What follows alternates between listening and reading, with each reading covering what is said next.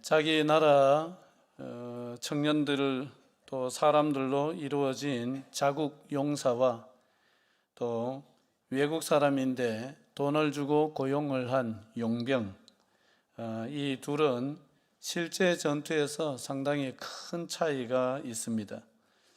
옛날에 페르시아의 대군이 그리스에 쳐들어왔을 때에 스파르타의 용사 300명이 그들을 대항해서 저지하기 위해 가지고 테르모필레라는 곳에서 그 좁은 협곡인데 거기에서 싸웠는데 300명이 다 몰살하였습니다.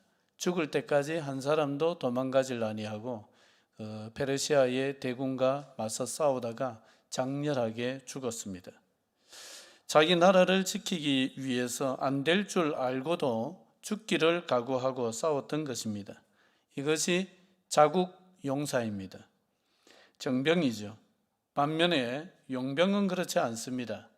1600년대에 독일에서 일어났던 종교전쟁이죠. 30년 전쟁사를 보니까 그때 이제 발렌슈타인이라는 장군이 이끄는 그 군대가 숫자가 많았는데 대부분이 용병이었습니다. 외국에서 돈을 주고 사온 군사들이었습니다. 한 번은 이 발렌슈타인 군대가 중요한 전투에서 승기를 잡았습니다. 여세를 몰아서 치면은 대승을 거둘 수 있는 상황이었는데, 그런데 군사들이 싸우러 가지 않고 막사로 돌아가는 것이었습니다. 그 이유가 뭐냐? 근무 시간 끝났다는 거예요. 전쟁인데 자기들은 얼마만큼 싸우느냐? 돈 받은 만큼, 약속된 만큼만 싸우는 거예요. 그게 뭡니까? 그게 용병입니다. 이 용병의 역사는 이런 이야기가 끝도 없이 많습니다. 용병은 그런 것입니다. 자기 나라를 위해서 싸우는 사람이 아니기 때문에 애국심이 없습니다. 거기다가 다치면은 다음 전투에 나갈 수가 없습니다. 그럼 뭘 못 벌어요? 돈을 못 버니까 다치면 돼요? 안 돼요? 안 되니까 싸워도 적당히 안 다칠 만큼만 싸웁니다. 그랬던 역사들입니다. 용병의 역사입니다. 이것이 자국 용사와 용병의 차이입니다. 전투라는 위기 상황에서 자국 용사인가 용병인가가 분명히 드러나듯이 우리 인생살이에 있어서도 위기 상황이 찾아오면은 내 속에 무엇이 들어있는가? 나는 과연 용병인가? 나는 과연 자국 용사인가? 정병인가? 이것이 판가름 납니다. 교회를 오래 다녔는데 위기 상황에서 나에게서 나오는 것이 하나님의 말씀에 의거한 방법이라든지 하나님의 말씀에 의거한 어떤 생각이라든지 뭐 이런 것은 전혀 나오질 아니하고 세상 것들만 쏟아져 나온다. 그러면 나는 하나님 나라의 정병입니까? 용병입니까? 정병입니까? 용병입니까? 그러면 용병이에요. 하나님 나라의 군사라고 하기는 좀 곤란합니다. 그런데 평소에는 저 사람이 정말 신앙이 제대로 있는 사람인가? 좀 겉으로는 잘 모르겠는데 인생의 위기 상황을 만났을 때 그 사람이 다른 많은 것을 다 내려놓고 그저 하나님의 말씀을 붙들고 하나님 말씀이 얘기하는 그런 방법대로 하려고 애를 쓰고 그렇게 한다. 그러면 그 사람은 하나님 나라의 입장에서 보면은 하나님 나라의 용병입니까? 정병입니까? 하나님 나라의 정병입니다. 자, 우리가 평소에 하나님의 말씀으로 자기 자신을 채우고 또 내 주변도 채우려고 애를 쓰면서 살아야 될 필요가 여기에 있습니다. 그렇지 않으면은 우리는 어느새 우리 속에 세상 것들이 꽉꽉 들어차서 신앙의 어떤 위기 상황을 만났을 때에 우리가 하나님 나라의 정병이 아닌 용병으로 드러날 수도 있는 거예요. 죄악이 가득 차 부르짖음이 극에 달했던 이 소돔을 하나님이 불과 유황으로 심판하셨는데 누구는 구원해 주셨느냐? 누구는 구원해 주셨어요? 롯은 구원해 주셨습니다. 그런데 자세히 읽어보면은 구원받을 만한 자격을 갖춘 것 같지는 않습니다. 그 가족들의 면면을 살펴보면은 이제 천사들이 와서 하나님이 이 부르짖음이 극에 달해서 심판하시려고 한다. 빨리 당신에게 속한 가족들을 소돔 밖으로 이끌어내라. 그래서 롯이 자기 이제 딸들과 결혼하기로 약속되어 있는 그 사위들에게 여차여차히 하나님의 말씀을 전달을 했더니만은 그 사위들이 롯의 말을 무엇으로 여겼어요? 농담으로 여겼습니다. 그 농담으로 여겼다라는 말은 그 말을 무시하고 비웃었다는 말입니다. 그러니까 하나님의 말씀을 전달을 해도 그거 그냥 기준으로도 듣지를 않고 아이고 그런 우스운 그런 일이 어디 있을까 이러면서 조롱하듯이 들었다는 것입니다. 그런 정도의 신앙이었고 수준이었습니다. 롯의 아내는 어떻게 하였습니까? 롯의 아내는 하나님이 억지로 이끌어내셨어도 그 소돔이 불심판으로 불타가는 것을 그걸 아쉬워했던지 어쨌든 뒤를 돌아보다가 무엇이 되었습니까? 소금 기둥이 되었습니다. 그래서 그 장소가 지금 사해다 이렇게 많은 사람들이 성경학자들이 보고 있습니다. 그래서 사해는 무슨 바다예요? 소금 바다예요. 너무 짜서 수영 못하는 사람 거기 가서 수영하면 수영 잘합니다. 물에 안 가라앉습니다. 무조건 뜹니다. 저는 안 가봤습니다. 그런 거예요.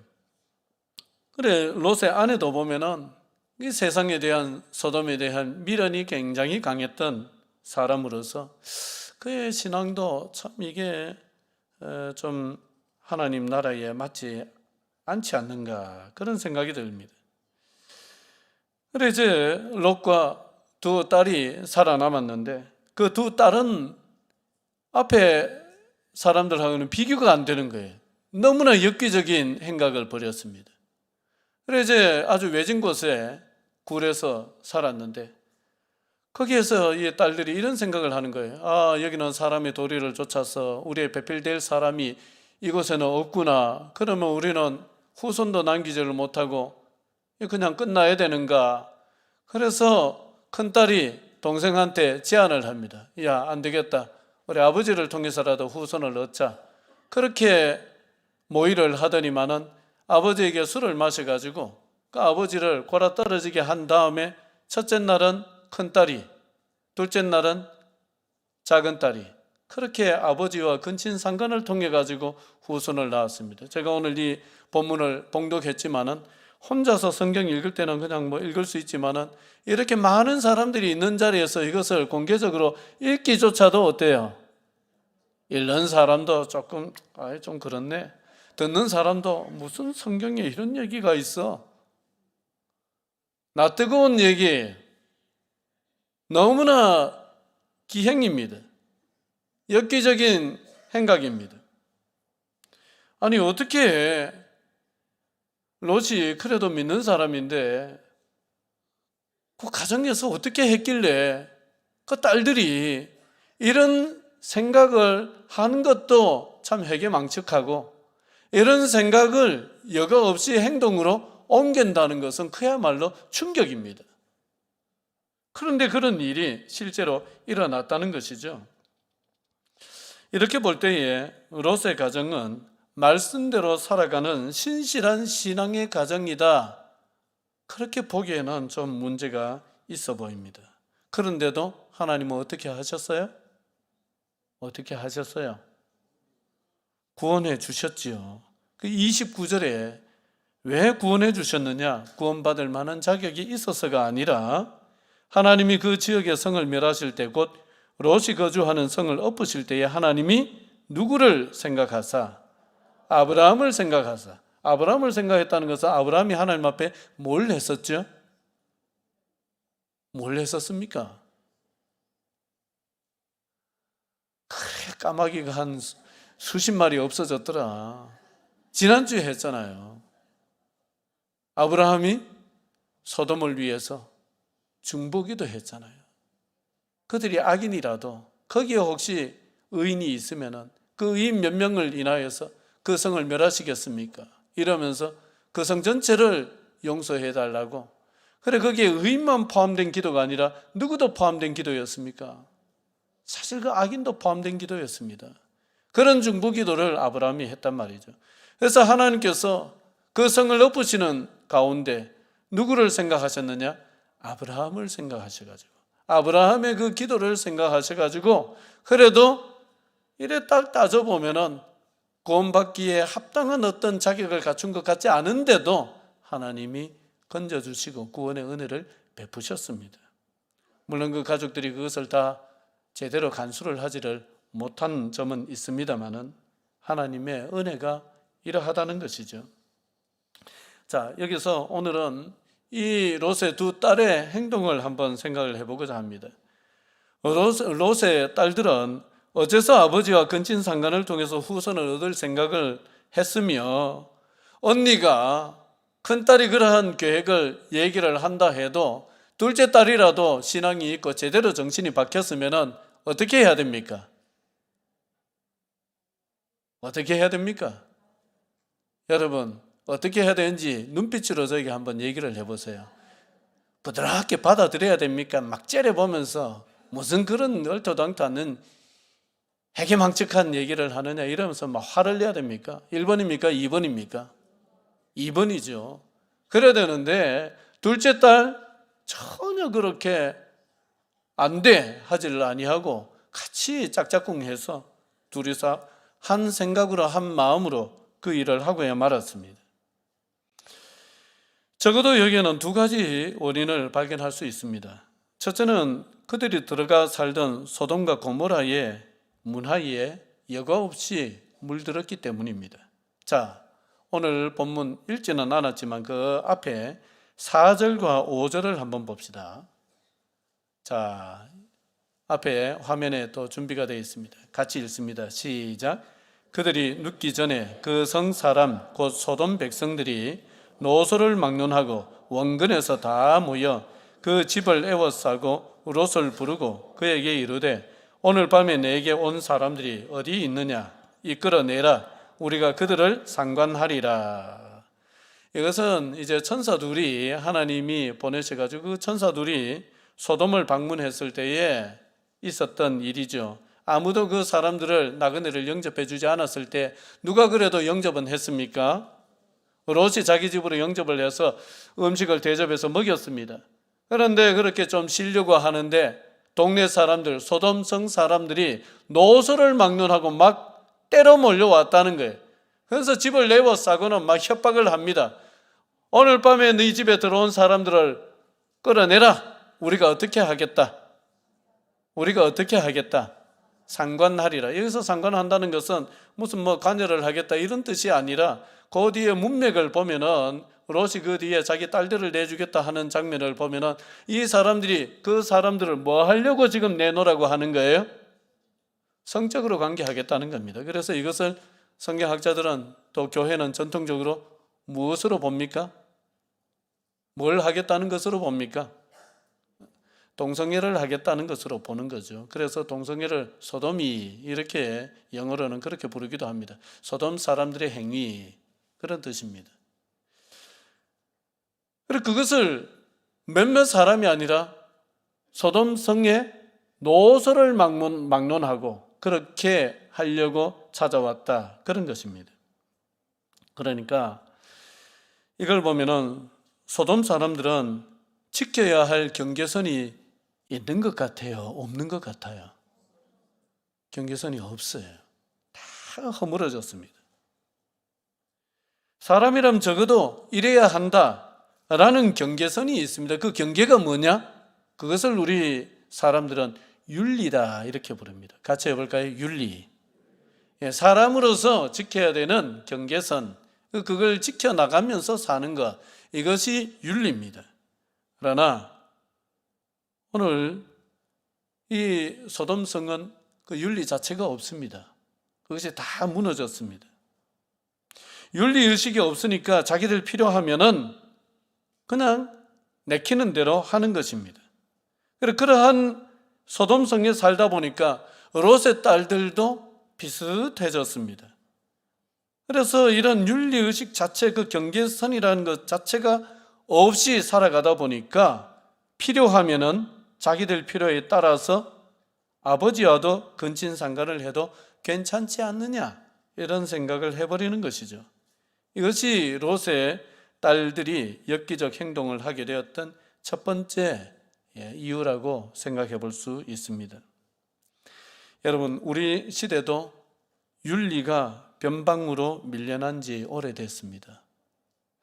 요즘에 학교에 윤리 과목이 있습니까? 요즘에 학교에 윤리 과목이 있어요? 학교를 떠난 지 오래돼가지고 잘 모르겠는데, 최근에 학교를 다녔거나 아직 학교에 몸담고 계시는 젊은 분이 계시다면 지금도 윤리 과목이 있습니까? 어때요? 학교에 있나요? 대답이 없네요.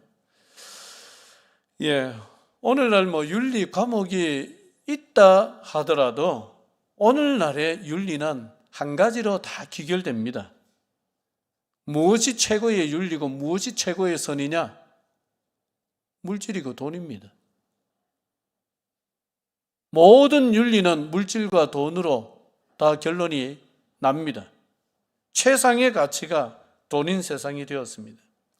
예전에는 그래도 밥상머리 교육이라고 있어서 예절을 가르치고 또 부모님들이 밥상에서 아이들에게 이래 해야 된다, 이렇게 가르치는 것이 있기도 했지만, 지금은 가족들이 너무 바빠가지고 같이 한 상에 둘러 앉아가지고 밥 먹기도 어려운 시대가 되었습니다. 왜 이렇게 바쁩니까? 뭐 때문에 이렇게 바빠졌습니까? 그것도 따지고 들어가 보면은 무엇 때문에 바빠졌어요? 다 돈 때문에 바빠졌어요. 그러니까 모든 것이 돈이라는 윤리로 다 귀결이 되어서 그 앞에 안 무너지는 것이 없는 시대가 우리 시대입니다. 그래서 뭐든 돈 되는 것이 선하고, 돈이 안 되면은 악은 아니더라도 별로 크게 좋은 것은 아닌 불필요한 것이 되어버리고 마는 이런 자본주의 윤리가 이게 판을 치는 시대가 되었습니다. 우리가 성경에 보면은, 특히 구약 성경에 보면은 두 가지 신앙이 항상 싸웁니다. 한쪽은 여호와 신앙, 한쪽은요 아합 시대에, 이 정도 힌트 드렸는데, 한쪽은 여호와 신앙. 갈멜산에서 어느 선지자들하고 싸웠어요? 엘리야 선지자가 바알의 선지자하고 싸웠잖아요. 그러니까 구약 시대의 제일 큰 화두는 뭐냐? 여호와, 바알, 누구를 섬길 거냐? 이 싸움이었습니다. 그럼 도대체 바알 신앙이 뭐길래 이 바알 신앙을 그렇게 성경은 받아들이지 마라, 이렇게 얘기를 하는 것이냐? 도대체 여호와 신앙은 또 뭐냐? 여러분, 바알 신앙과 여호와 신앙은 어렵지 않습니다. 그냥 우상 앞에 간다고 해서 바알 신앙이 아니라 어떤 정신이냐, 무엇을 중요하게 여기느냐, 가치의 싸움입니다. 바알 신앙은 사람과 물질이 있으면은 뭘 더 중요하게 여깁니까? 물질을 더 중요하게 여깁니다. 그게 바알 신앙이에요. 물질과 사람이 있으면은 여호와 신앙은 뭘 중요시 여깁니까? 사람을 중요시 여깁니다. 그 차이입니다. 그 사람이 우선이냐, 물질이 우선이냐, 여기에 따라서 여호와 신앙과 바알 신앙이 이게 갈리는 거예요. 그래서 열왕기상 21장에 보면은 바알 신앙에 투철했던 아합의 아내 이세벨이 아합이 갖고 싶어 했던 나봇의 포도원을 어떤 방식으로 아합에게 갖도록 해줍니까? 모함을 해가지고 누명을 뒤집어 씌워가지고 인민재판 같은 재판을 해가지고 돌로 쳐 죽인 다음에 나봇의 포도원을 빼앗아서 자기 남편 아합에게 줍니다. 그러니까 사람이 중요해요? 물질이 중요해요? 물질이 중요한 거예요. 갖고 싶은 물질이 있으면 사람을 어떻게 해서라도 죽여서라도 빼앗아 가져도 되는 것이 무슨 신앙? 그게 바알 신앙인 거예요. 그게 바알 신앙입니다. 소돔이 똑같았습니다. 오늘날 우리 시대도 별로 다르질 않습니다. 더 안타까운 것은 여호와 신앙을 가르치고 해야 되는 교회조차도 사실 오늘날 우리 한국 교회는 어떤 유명한 미국의 신학자가 그런 얘기를 했어요. 기독교가 미국으로 건너가서는 기업이 되었다. 장사하는 기업이 되었다. 그랬습니다. 그런데 혹자는 그 기독교가 한국에 들어와서는 무엇이 되었다? 대기업이 되었다. 그럽니다. 대기업이 되었다. 그렇게 한국 기독교를 조롱합니다. 어떻게 보면 냉정한 평가입니다. 교회도 겉으로는 하나님 신앙인 것처럼 하나님 신앙을 얘기를 하지만 속으로 들어가 보면 무엇이 중요하냐? 돈과 물질이 중요합니다. 이런 풍토가 된 지 어제 오늘이 아닙니다. 오래됐습니다. 영혼을 살리는 것보다 돈 되는 것을 더 하려고 하는 것이 오늘날 한국 교회의 형편입니다. 교회를 또 세습하는 교회들이 많습니다. 왜 교회를 세습합니까? 교회를 왜 자식에게 물려줍니까? 예? 고생길이면 물려주겠어요? 희생해야 되는 길이면 물려주겠어요? 왜 물려줘요? 오늘은 말씀 안 하시기로 작정을 하고 오셨어요? 왜 물려줍니까? 아까우니까 내 자식에게 물려주는 거. 남한테 주기 아까우니까. 그래서 물려주는 건 아니겠습니까? 그러니까 그 중심에는 여러 가지 이유를 들겠지만은 무슨 대의 명분을 이것저것 얘기를 하겠지만 핵심은 뭐냐? 돈이 우선인 거예요. 여러분, 우리 스스로도 우리가 앉았다 하면은 사실 뭐 건강 얘기도 많이 하고 뭔 얘기도 많이 하고 하지만은 우리 믿는 사람들도 앉았다 하면은 많은 대화를 하지만은 그 중에 많은 퍼센테이지를 차지하는 것은 다 사실 따지고 보면은 먹고 사는 얘기고 돈 얘기고 물질 얘기고 이런 얘기들입니다. 우리조차도 사실 하나님을 섬기고 여호와 신앙 하지만은 우리도 모르는 사이에 교회에 있는 시간보다는 세상에 나가 사는 시간이 곱하기 10은 더 되지 않겠습니까? 일주일에 교회에 몇 시간이 있습니까? 그 세상의 가치관에 너무 오랫동안 노출되고 이렇게 살다 보니까 우리도 어쩔 수 없이 그렇게 물든 부분들이 있다, 없다, 있다. 솔직하게 없다, 있다. 있습니다. 아니, 많겠죠. 여러분, 내 속에 너무 이 돈이 중심이 된 이 가치관이 있다면은 죄송하지만은 나는 하나님 나라의 정병이 아닐 수가 있습니다. 나는 하나님 나라에 뭘 가능성이 있습니까? 용병일 가능성이 있습니다. 여러분, 돈이 최고인 가치관인 세상에 살지만은 그 가치관을 때로는 온몸으로 거부할 때가 있어야 됩니다. 더 소중한 가치들을 붙들려고 좀 손해보고 속이 쓰라리더라도 손해보고 더 중요한 가치를 붙들려고 몸부림치고 밤잠을 제대로 못 자고 하는 이런 시간이 있어야 됩니다. 그래야 내가 하나님 나라의 용병이 아니라 돈 받고 일하는 용병이 아니라 정병으로 남을 수가 있습니다. 롯의 딸들이 어째서 아버지와 근친상간을 통해서 후손을 얻을 생각을 했을까?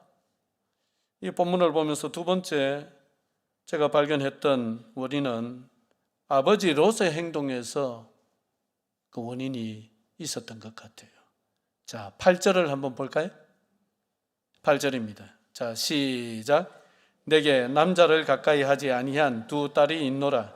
청하건대 내가 그들을 너희에게로 이끌어내리니 너희 눈에 좋을 대로 그들에게 행하고 이 사람들은 내 집에 들어왔은즉 이 사람들에게는 아무 일도 저지르지 말라.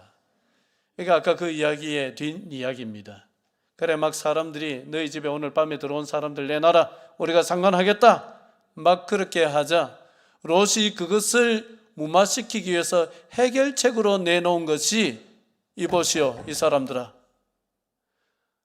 내한테 아직 결혼하지 아니한, 남자를 가까이 하지 아니한 두 딸이 있으니까 그 딸들을 당신한테 내줄 테니까 당신 좋을 대로 하고 이 사람들은 건드리지 마라, 이러는 거예요. 상황은 이해가 되시죠? 예. 이래 된 거예요. 자, 얼마나 이것도 충격적입니까?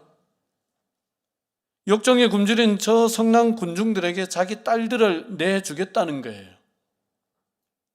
롯이 제정신 같아요? 정신 나간 사람 같아요? 정신 나간 사람 같죠? 너무 충격적입니다. 자, 딸들의 입장에서 한번 생각을 해봐요. 이제 곧 있으면 결혼해야 되는 약속해 놓은 그런 상황인데 이 마당에 아버지가 자기들을 저 성난 군중의 성놀이개로 내주려고 했습니다. 그 딸들이 받았을 충격은 어마어마했을 겁니다. 배신감, 충격 컸을 겁니다. 이미 여기서 아버지의 권위는 물 건너갔습니다. 다 깨졌습니다. 아버지가 사람으로 보였겠어요? 악마처럼 보였겠어요? 좀 너무 심합니까? 그러니 아버지가 자기들에게 하려고 했던 대로 이 딸들도 어떻게 해요? 비슷하게 하잖아요. 사람보다 물질이 중요해져 버린 세상에서는 언제든지 사람이 인격적인 대상이기보다는 이용해야 되는 하나의 수단이고 도구가 되는 일들은 비일비재 일어납니다. 너무나 흔하게 일어납니다. 어떤 곳에서요? 사람보다 무엇이 중요해져 버린 가치관, 물질이 더 중요해져 버린 그런 가치관이 뿌리 내린 사회는 어디서든지, 그게 세상이든 그게 교회든 어디서든지 비슷한 일이 계속 반복됩니다. 사람은 그 자체로서 인격적으로 소중한 존재라기보다는 언제든지 이용을 할 수 있는 존재, 그래 돼버립니다. 여러분, 갈라디아서 6장 7절에 사람이 무엇으로 심든지 그대로 거두리라 하였습니다. 인생살이에 한결같은 법칙이 있다면 심은 대로 거두는 것입니다. 내가 누구를 미워하면 누군가가 나를 미워하고 있습니다. 내가 저 사람에게 베풀면 누군가가 또 나에게 베푸는 일이 일어납니다. 내가 저 사람을 이용을 하면 또 누군가가 나를 이용하거나 이용하려 듭니다. 그렇게 됩니다. 틀림없습니다. 이게 하나님의 말씀입니다. 하나님의 백성들은 절대로 남을 이용하려는 마음을 품어서는 안 됩니다. 그것은 지극한 불신앙이고 그것은 하나님 앞에서 크나큰 죄악입니다. 하나님은 다른 사람을 내 목적을 위한 수단으로 이용하는 것을 너무너무 싫어하십니다. 이용하려고도 하지 마시고 이용당하지도 마시기를 바랍니다. 그저 사람을 내게 도움이 되겠는가 이런 계산으로 대하거나 그렇게 보지 마시고 어떻게 대해야 되느냐? 인격적으로 대하세요. 한 인간으로 대하세요. 사람으로 대하시기 바랍니다. 진심으로 대하시기를 바랍니다. 그게 신앙입니다. 건축 일을 하는 한 장로님이 있습니다. 아들과 함께 집수리도 하고 신축도 하고 인테리어도 하고 벽돌도 쌓고 미장도 하고 별의별 거 다 하면서 살아갑니다. 좀 험한 일을 합니다. 그런데 불경기가 없어요. 코로나 때에도 너무 바빠서 쉬지를 못할 정도로 여기저기 불려다니면서 일을 했습니다. 솜씨가 뛰어난 덕도 있지만은 제가 한번 같이 다녀보니까 한 번은 이제 어느 가정에 주방을 리모델링을 하는데 이제 거기에 싱크대 작업을 해야 되는 싱크대 하는 사장님도 오고 또 이 장로님도 거기에 뭐 구조 변경 공사도 하고 이래 하면서 같이 일을 이제 어느 정도 하는데 이 일을 이제 하루 정도 하고 나더니만은 그 싱크대 사장님이 이 장로님 전화번호를 달라는 거예요. 처음 만났거든요. 그 왜 달라고 하느냐? 자기가 이 바닥에서 수십 년 있었지만은 당신 같은 사람 처음 본다는 거예요. 아니 원래 이 바닥 사람들이 좀 거칠고 뭐 이래 일을 요래 해달라 저래 해달라 해도 막 틱틱 튕기고 제대로 안 해주려고 하고 또 약속도 안 지키기도 하고 이렇게 하는데 어떻게 당신은 내가 여러 번 변경을 했는데 한 번도 짜증 안 내고 그렇게 해보죠. 또 다음날 와서 이렇게 변경하면 또 그렇게 해보죠. 항상 이런 식으로 그때 변경할 때마다 계속 그렇게 하느냐, 어떻게 이렇게 할 수 있느냐. 그러면서도 일하는 솜씨는 최고로 일을 잘하고 결과도 좋고 어떻게 이럴 수 있느냐. 내가 다음에 일이 있으면 꼭 당신한테 부탁을 하겠다 그러는 거예요.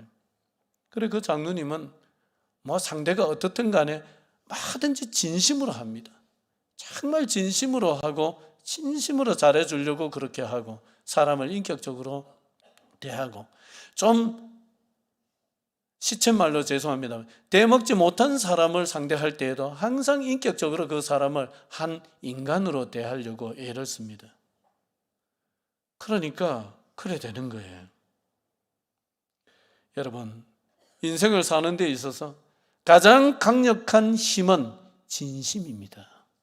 진심. 하나님은 당신의 백성들이 이 세상에서 진심으로 인정받는 사람들 되기를 원하세요. 이용하고 이용당하는 세상에 물들지 말고 진심으로 세상을 물들여가는 하나님의 용병이 아닌 정병으로 살아가기를 하나님이 간절히 원하고 계십니다. 그렇게 하시기를 바랍니다.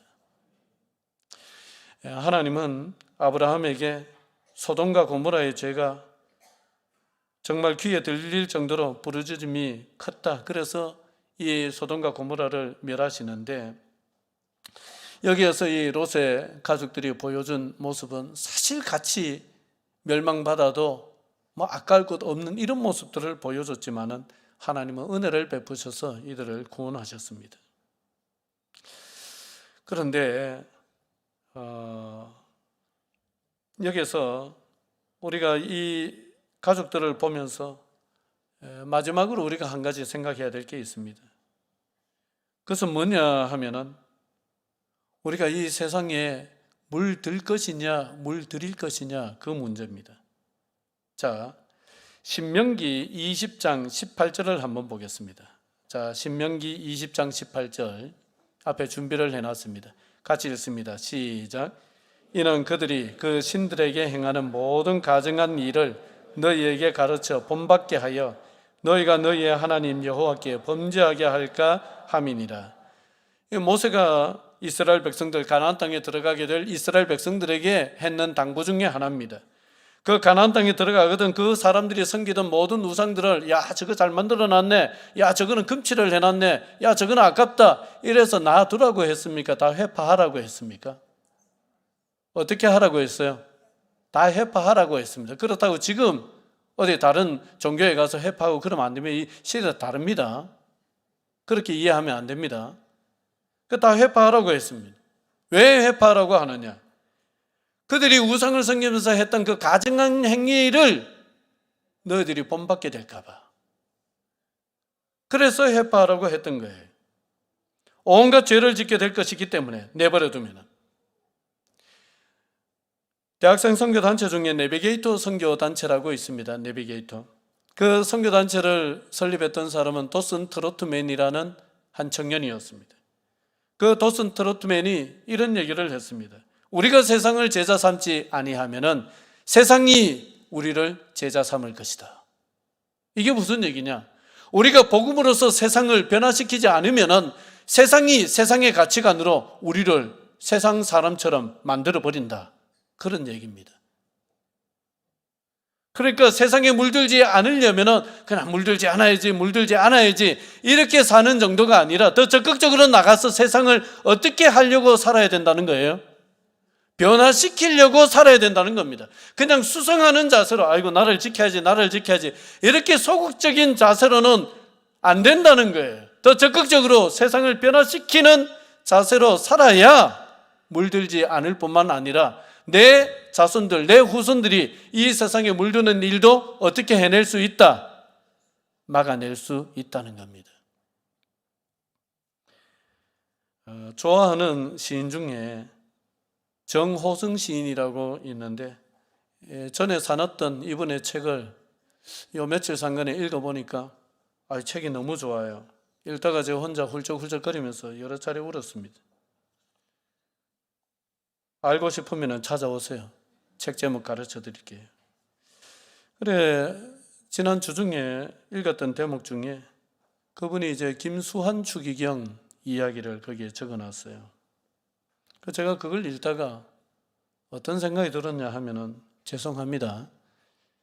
나는 목사가 되면은 안 되는 사람이었구나.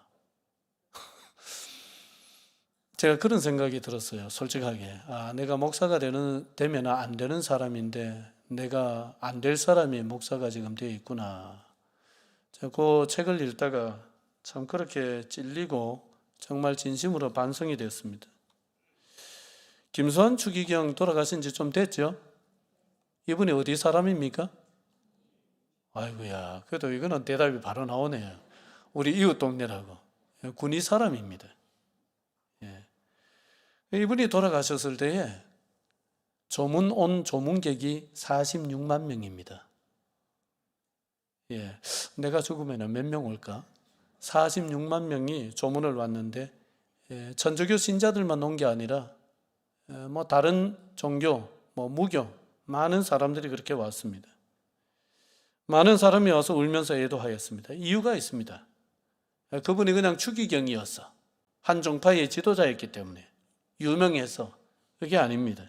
이분이 돌아가셨을 때에 재산을 얼마 남겼을까요? 얼마 남겼을까요? 거의 무소유였습니다. 가진 게 없다시피 였습니다. 오늘날 대형교회 목사님들 은퇴금 때문에 뉴스에 자주 나오죠? 얼마 받아간대요? 수십억치. 그리고 이분은 추기경이었지만은 시간만 나면은 서울의 달동네에 가서 그 가난한 쪽방, 그 판잣집, 그 사람들에게 가서 그 사람들 도와주고 직접 발로 뛰어다니면서 시간 날 때마다 그렇게 살았습니다. 우리는 그분이 어떻게 사는지 몰랐죠. 저는 책을 통해서 알았어요. 그럼 그렇게 사셨더라고요. 그 위치에까지 올라간 사람이 그러기가 쉽지 않거든요. 매사에 겸손하게 사람들의 얘기를 듣습니다. 들어주고 공감해주고 위로해주고 같이 손잡아주고 그렇게 살았습니다. 그러나 반면에 힘 있는 사람 앞에서는 강단 있게 할 말을 또박또박 하였습니다. 전형적인 강강약약의 인격자였습니다. 강한 사람 앞에서는 한없이 강하고 약한 사람 앞에서는 한없이 약해지는 이런 인격자였습니다. 그렇게 평생을 살다가 돌아가셨기에 그분을 한 번이라도 만나본 사람들은 울지 않은 사람이 없다시피 하였습니다. 그런 이야기를 쭉 써놨는데 읽다가 보니까 이거 나는 목사가 되면 안 되는 사람인데 이런 목사가 돼서 성도를 괴롭히면서 사는 게 아닌가 이런 반성이 됐습니다. 여러분 개신교 목사님 중에 비교를 해서 좀 죄송하지만은 믿는 자나 믿지 않는 자나 돌아가셨을 때 애도하고 46만 명 찾아와서 애도할 목사님이 있습니까? 있습니까? 오로지 하나님만 바라보고 세상 명예 바라보지 않기 때문에 그런 거 없어도 돼, 이겁니까? 여러분, 우리를 반성하는 하나의 좋은 소재로 삼아야 될 부분입니다. 진정한 영성이라는 것은 세상의 가치관을 거부하는 데서 생겨납니다. 진정한 영성이라는 것은 채우는 데서는 절대로 생겨나지 않습니다. 진정한 영성이라는 것은 비워내야 그 비운 자리에 조금씩 차오르는 것이 진정한 기독교 영성입니다. 우리가 언제 하나님의 자녀라는 것을 진하게 느끼느냐?